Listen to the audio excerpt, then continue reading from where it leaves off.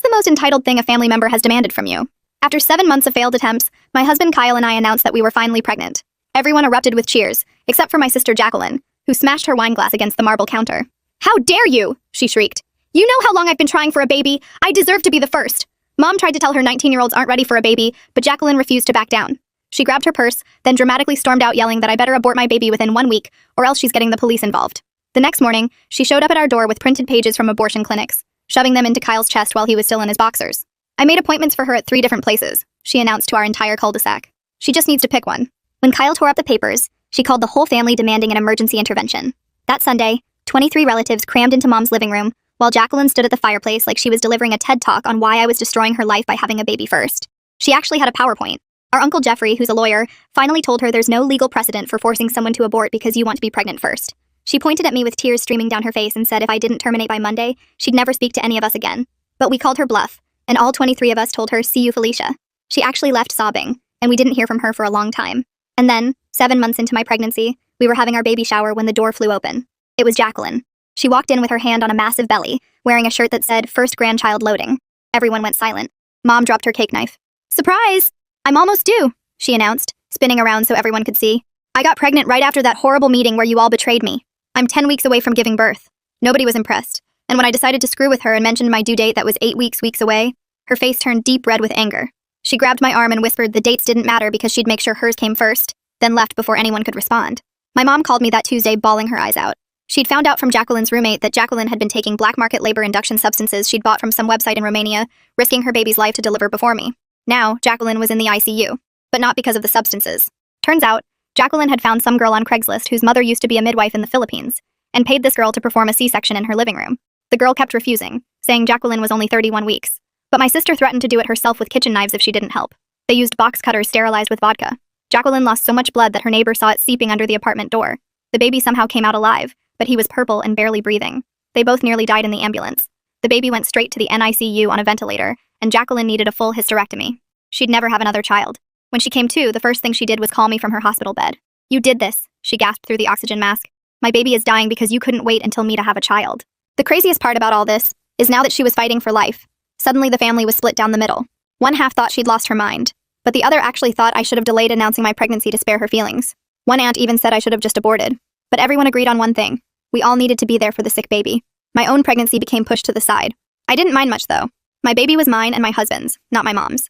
It just sucked how anytime I mentioned anything exciting, the conversation got redirected. 3 days before my due date, I was admitted for monitoring. Jacqueline's baby was still critical. The doctors said the next 48 hours would determine if he'd survive. The scariest part was that I could see her through my doorway, standing in the hall between the NICU and maternity ward. And she wasn't looking at the rooms or the nurses passing by.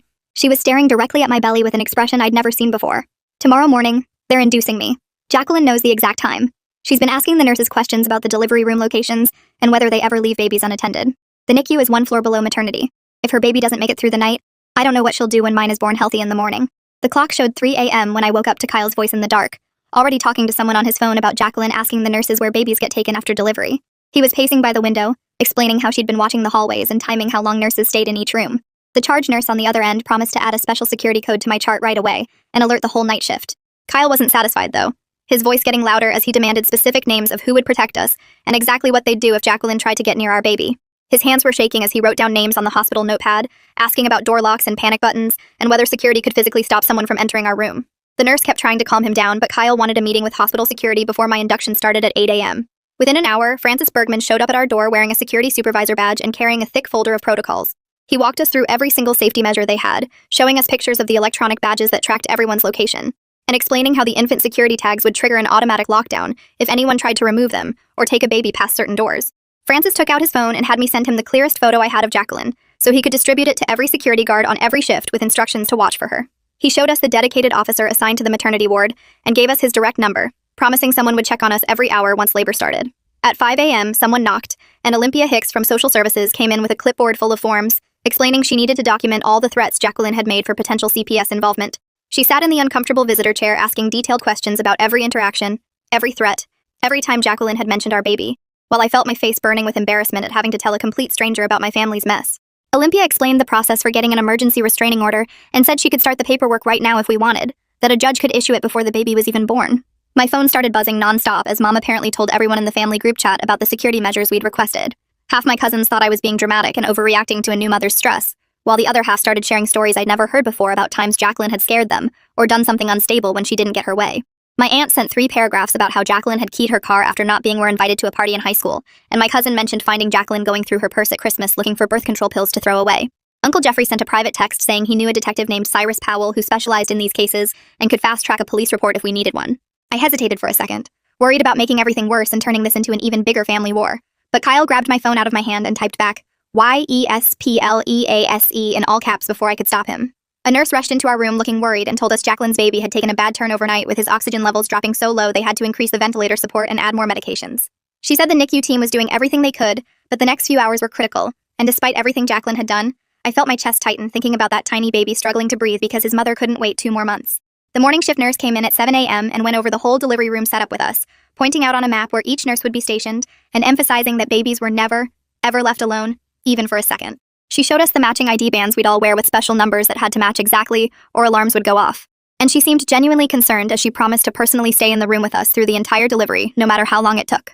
I grabbed a piece of paper and wrote down exactly 4 names of people allowed to visit us: Kyle, Mom, Uncle Jeffrey, and Kyle's mother, then handed it to Francis along with very specific instructions that nobody else should even be told what room we were in or whether the baby had been born yet.